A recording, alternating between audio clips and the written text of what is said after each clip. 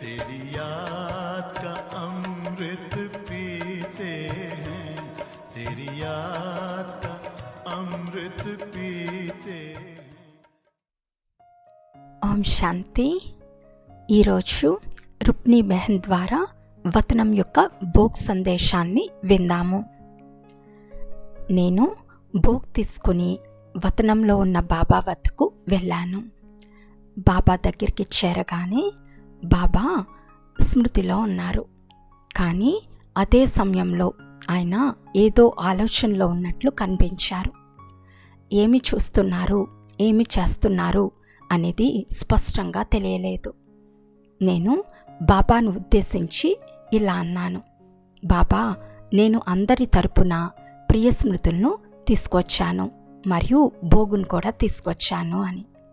అప్పుడు బాబా మాట్లాడుతూ, బచ్చే, ఎంత స్మృతితో వచ్చావు అని అన్నారు. నేను బాబాకు ఇలా చెప్పాను, ప్రతి సద్గురువారం ప్రత్యేకంగా అందరూ బాబా మిమ్మల్ని యాద్ చేస్తారు. అందుకు బాబా ఇలా అన్నారు, బచ్చే, ఈ ప్రపంచంలో ఉన్నవారు ఏదైనా పరిస్థితి వచ్చినప్పుడు తమ ఇష్ట దేవతను, భగవంతుణ్ణి స్మృతి చేస్తారు. మీరు బాబాను అర్థం చేసుకున్నారు కాబట్టి అదే రీతిలో బాబాను యాద్ చేస్తారు, అంటే స్మృతి చేస్తారు. కానీ బాబా ఏం చూస్తున్నారో బాబా ఇలా వివరించారు, బచ్చే, నేను చూస్తున్నది సమయం ఎలా మారుతుంది అని. ప్రపంచంలో ఉన్నవారు ఈ మారుతున్న కాలానికి అనుగుణంగా వారు కూడా లోపల తమను తాము సిద్ధం చేసుకుంటున్నారు. నేను పిల్లల యొక్క చాట్ను చూస్తున్నాను. రానున్న కాలంలో వారు తమలో ఎంత శ్రేష్టమైన భాగ్యాన్ని, శ్రేష్ట కర్మలను, శ్రేష్ట సంకల్పాలను ఒక శక్తివంతమైన విత్తనంగా వేశారు. కానీ ఆ విత్తనం ఎంతవరకు ఫలించిందో, ఎంత అభివృద్ధి చెందిందో అది నేను చూస్తున్నాను. బాబా ఇలా అన్నారు, ప్రపంచంలో ఒక పరిస్థితి వచ్చినప్పుడు ప్రజలు ఏ విధంగా సిద్ధమవుతారో అలాగే బాబా పిల్లలు ముందు ఏవైనా పరిస్థితులు వస్తే మీరు ఎలా సిద్ధమవుతున్నారు అనేది నేను చూస్తున్నాను. అందుకే బాబా కొన్ని ప్రత్యేక సందర్భాల్లో అనేక సేవా కేంద్రాలు మరియు ప్రాంతాలకు ప్రయాణం చేస్తూ ఇలా పరిశీలించారు. ఇప్పటికీ కూడా బాబా చాలా చోట్ల అనేక సేవా కేంద్రాల వాతావరణాన్ని చూస్తున్నారు. అక్కడ వాతావరణం ఇంకా శక్తివంతంగా లేదు.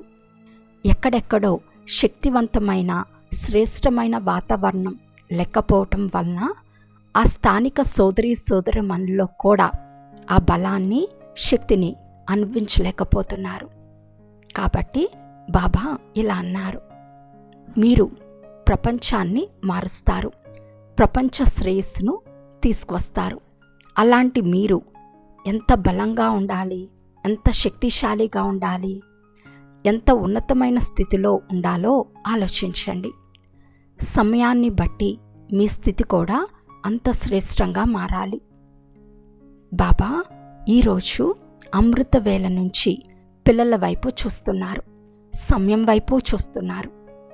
సమయం రోజు రోజుకు ఎంత సున్నితంగా క్షణానికి మారుతూ వెళ్తుందో చూశారు. బాబా ఇలా అన్నారు, రాబోయే కాలంలో ప్రపంచవాసుల ముందు, బ్రాహ్మణ పిల్లల ముందు కూడా ఎన్నో పరీక్షలు వస్తాయి. కానీ మీరు బాబా పిల్లలు, మీరు మీలో శ్రేష్ట కర్మల సంపాదనను, శ్రేష్ట భాగ్యాన్ని అంత ఉన్నతంగా తయారు చేసుకోవాలి. దేనికి కదలకుండా నిలబడే స్థితి కలిగి ఉండాలి. ఈ సందర్భంగా బాబా మృదువుగా, ప్రేమగా మాట్లాడుతున్నారు. ఒకవైపు బాబా ప్రేమతో మాట్లాడుతూ, మరొక వైపు పిల్లలు ఎప్పుడైతే పూర్తిగా అర్థం చేసుకోలేరో అప్పుడు బాబా ముఖంలో కూడా కొన్ని మార్పులు కనిపించాయి. ఇది ఈరోజు వతనంలో బాబా ముఖంలో ఇలా కనిపించింది. తర్వాత భోగ్ బాబా వద్దకు సమర్పించబడింది. బాబా కూడా ప్రేమతో భోగ్ని స్వీకరించారు. బాబా ఇలా అన్నారు, పిల్లలు బాబాకు ప్రేమను మరియు యాద్ప్యార్ను అంటే ప్రియ స్మృతులను పంపించారు. బాబా కూడా అదే విధంగా పిల్లలకు ప్రియ స్మృతులను అందచేస్తున్నారు. ఎందుకంటే మన స్మృతి బాబాకు చేరుకుంటుంది, దానివల్ల పిల్లలకు శక్తి లభిస్తుంది. ఇలా చెప్తూ బాబా భోగ్ సమర్పించిన సోదరీ సోదరమణులకు కూడా ఎంతో ప్రేమతో హృదయపూర్వకంగా ఆశీస్సులు, ప్రేమను, ప్రియ స్మృతులను అందించారు. బాబా యొక్క ప్రియ స్మృతులను తీసుకుంటూ నేను కిందకు చేరుకున్నాను. అచ్చా, ఓం శాంతి.